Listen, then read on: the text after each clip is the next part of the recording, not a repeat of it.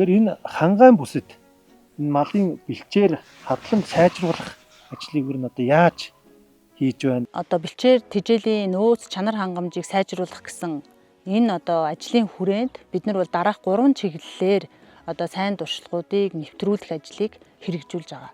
За үүнд бол нэгдүгээрт бол энэ доройтсон хадлан бэлчээрийг био шингэн бордоо ашиглаж сайжруулах.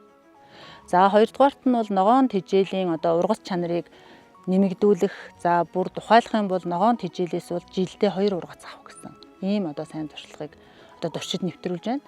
За гуравдугаарт бол одоо орон нутгийн ийм тэжээлийн түүхэн эдийн нөөцийг ашиглаад дарж бэлтгэх гэсэн. Ийм 3 чиглэлээр сайн туршлагуудыг бол нэвтрүүлж байна. Бол 22, 23 тийм ээ. Одоо энэ 24, 25 онуудад бол энэ био ундраг компани бүтээгдэхүүн болох биогүн, био шингэн бордоог ашиглаж сайжруулалтын ажлыг хийсэн байна. Бордохгүй бол ингээд дараа жил дахиад одоо хэвэндээ орох тийм ээ. Ийм байдалтай. Био шингэн бордоо маань бол өөрөө бол ингээд 52 зүйлийн ашигт бактеритай байдаг. Хөрсөнд одоо хамгийн шаардлагатай. Бид нэр ингээд 3 4 дахь жилдээ ашиглахад бол жилээс жилд нөгөө хөрсний маань бол одоо ингээд нөгөө бичил битний найрлага тийм ээ.